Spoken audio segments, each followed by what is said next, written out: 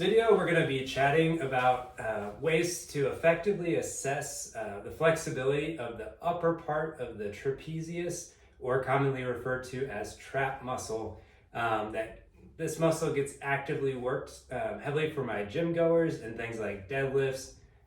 cleans, as well as snatching type motions.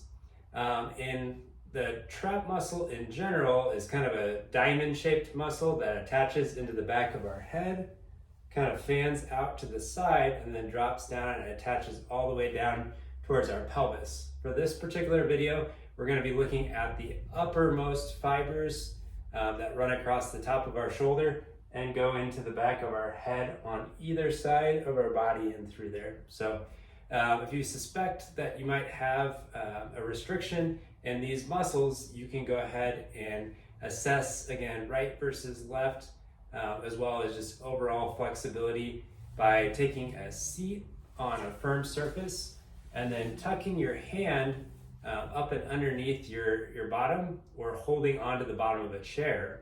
What this is going to do is help to hold your shoulder blade down in place and give us a more accurate assessment of the flexibility of the upper part of the trapezius. So if we're going to check the right side, we're going to sit on our right hand, and then we're going to bring our left ear down towards our left shoulder, and then we're going to rotate and look up and over our right shoulder from there. And we're going to add our other hand on top of our head and give a real gentle amount of pressure. Rather than pulling down on the head, try to allow the weight of the arm to kind of gently allow the head to sink down from that position. And you may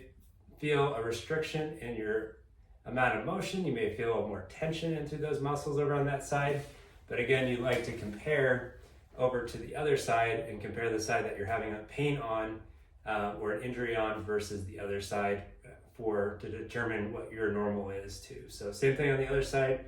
but in reverse, right ear down towards right shoulder, and then rotating up to the left, and then adding in the weight of the arm gently onto the head